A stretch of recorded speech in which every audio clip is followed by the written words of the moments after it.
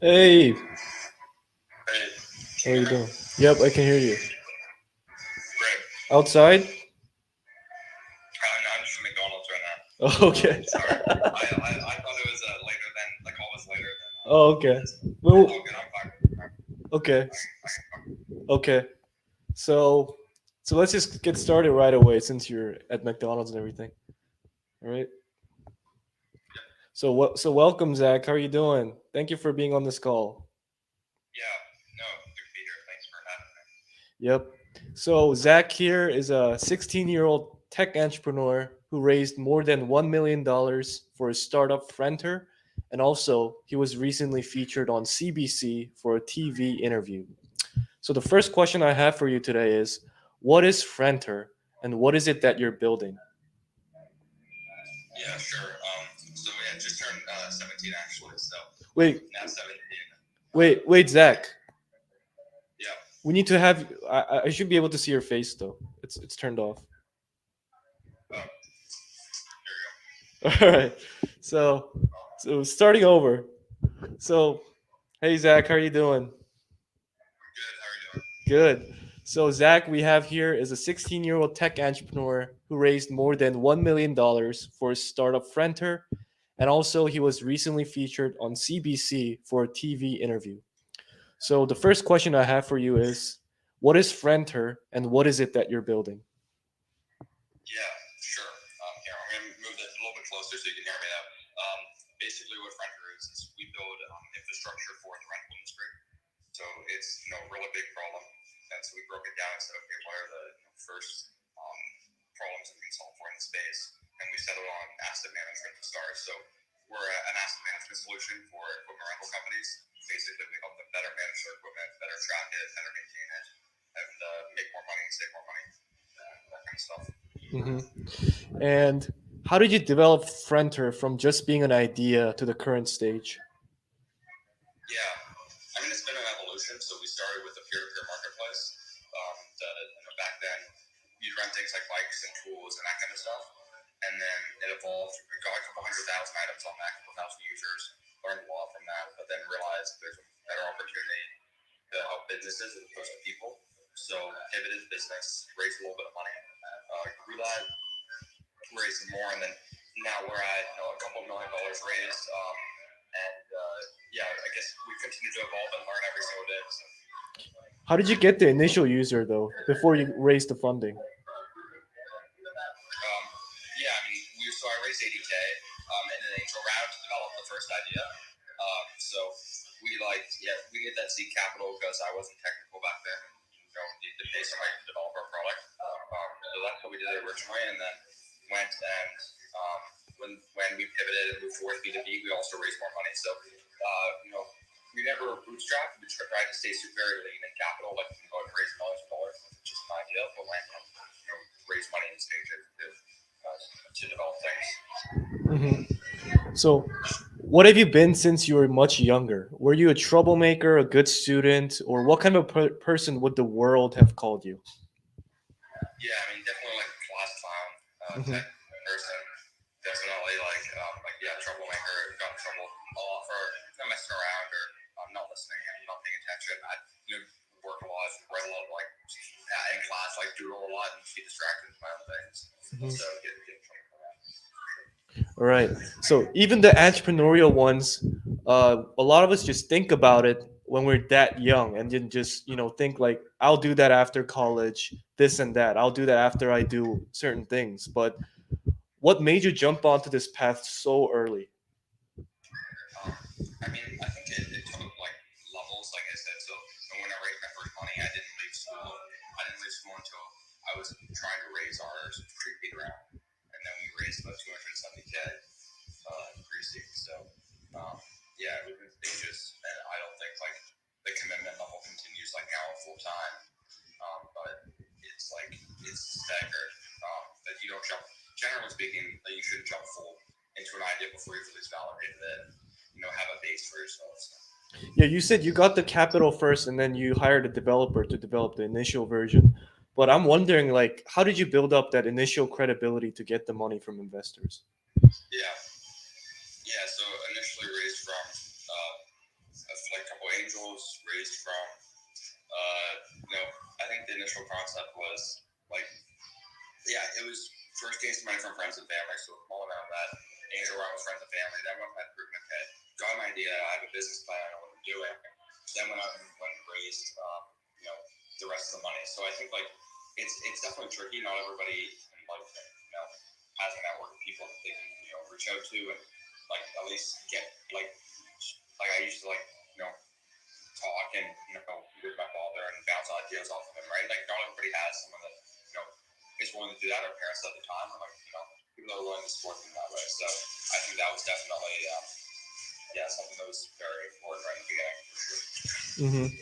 So, did you graduate high school yet, or are you? So you dropped out. Yeah, I left in about 11th grade to be able to work on it full time. And back then, we were just starting to raise our round of funding, and now we have a full time. I do school online, so kind of dropped out of physical school, but then went switched to an online school, and then went in.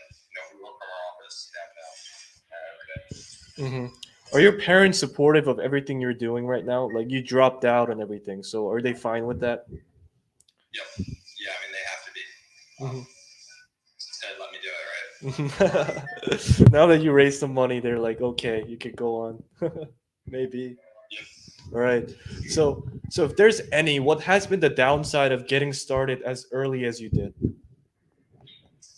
I mean, I think like from like a, it's kind of a weird scenario sometimes when you don't tell people your age and you're at pitch meetings, and then like they ask you like how old you are, and that becomes a topic. So I think that's one piece of it, and then there's also like the piece where like the credibility from like people, you don't have the crazy like bang resume, right? You just have you're on and you just have your vision for it. So that would be the downside. I just think from a credibility perspective, it's difficult. Like if you're not technical, especially, it's like you can't build it, and you don't have the great experience with this, you can run it. So it would be that definitely from the beginning. So Hmm. So as visible from the toxic social media culture, the world is going more into this rabbit hole of feeling self-conscious and doing things to show other people, and like being cool, getting with pretty girls and stuff like that. So, as a person who's laser focused, instead of getting caught up in these noises that your surroundings could have exposed you to, how did you block out all the noises? yeah, that's definitely. I think like in the beginning, it was tough when I went to school, but then once I left, it's not that hard because you're no longer in like the epicenter of like all the high school BS, right? And all like the crap you have to deal with. So when you're pretty isolated, like physically, I don't think it's super hard to lock out social media and just kind of block that. I think like the harder part is like when you're trying to build something on your own, or when you're when you're older, like you're at a job, you got people telling you can't do it. It doesn't matter where you are, you still have that like culture of people telling you can't. It's going to be hard to start. So I think that was definitely something where I was like, all right, I'd love a physical place where there's not a ton of support, and I'm somewhere where I can concentrate. So there were some high school BS that you had to deal with when you were there. Yeah, for sure. I mean, like I can't name specifics, but like it's the general stuff, not like bullied or anything, but like the general kind of BS of like, like why are you doing this? Why are you in business? That kind of like. Mm-hmm. All right. So, what's your opinion on the modern day education system? Oh man,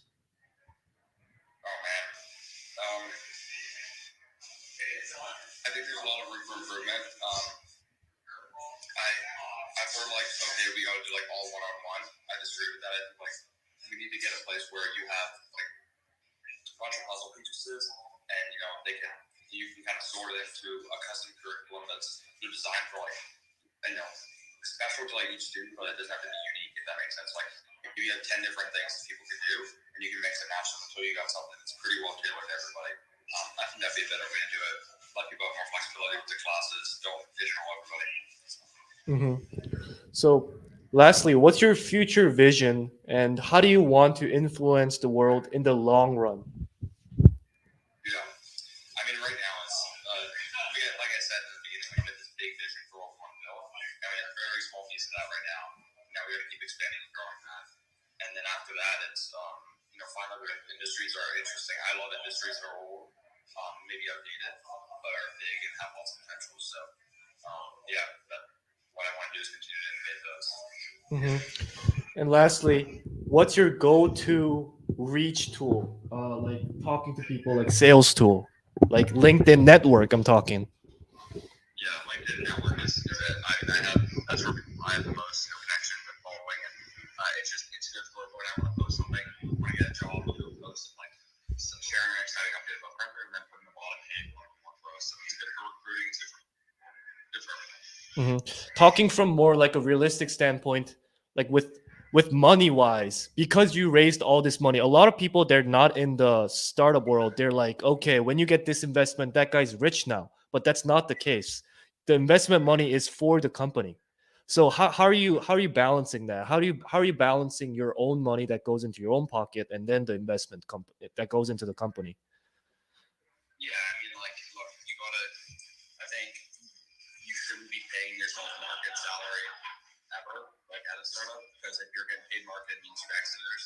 So in the beginning, I didn't take a salary for 3 years, 2.5 years, something like that. And then eventually, once we raised more, I started taking a small salary. So, I mean, yeah, I think that's what it's funny that everybody assumed, yeah, you raised a couple $1 million, must be loaded. But at the end of the day, like, companies doing fine, we got money, kind of grow, but like, personally, I don't have any money. So, Mm-hmm. All that's right, just man. how it is. So how did you manage to get through the 3 years though? You live at home, right? I was 14 to 16 and a half. Like, I lived at home. But isn't it weird though? Like your parents are like, you got all this money, and then you're like still, you know. But they know the dynamic, so they don't really say that. Yeah. I mean, like, yeah, of course, they were like, you should pay yourself. And I was like, no, I gotta wait. You always, I think that's like security that you want, Right, right, man. So where you at right now? Like, physically? Yeah, not McDonald's. Like where are you at? Like Oh, yeah. I mean, we're just about to announce a large round of funding, so that's exciting. We've been working on this for a while, and we just announced our new product that we just launched called Rogers. So, yeah. wait. I was talking about where you're at right now. Like not McDonald's, the region wise. Like, what was? Like region, like the area wise. Oh, yeah. Oh, I thought you meant like company wise. Nova Scotia, Canada. Oh, Canada. Awesome. All right. So thank you for this time today, and I will send you the draft before you upload it. And have a good Happy Meal at McDonald's. Awesome. All right, Thanks, man. Oliver. Peace. I appreciate it.